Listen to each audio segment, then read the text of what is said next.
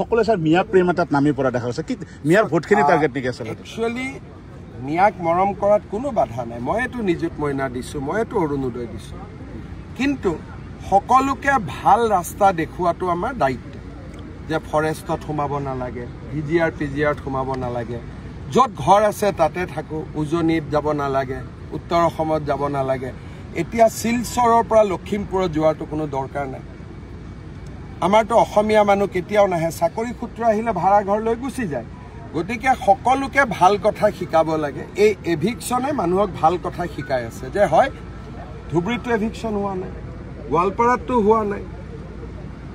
ফৰেষ্টতহে হৈছে ৰেভিনিউটো কতো হোৱা নাই চৰতটো এভিকশন হোৱা নাই কোনবা চৰত এভিকশন হৈছে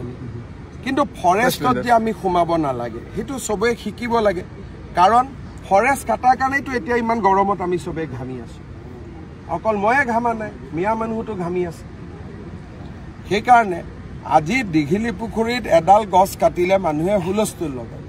কিন্তু হাজাৰ হাজাৰ বিঘা ফৰেষ্টত গছ কাটি দিছে কোনেও হুলস্থুল নকৰে ফৰেষ্টত জনজাতীয় লোকক আৰু 3টা জেনেৰেশ্যন থকা লোকক বাদ দি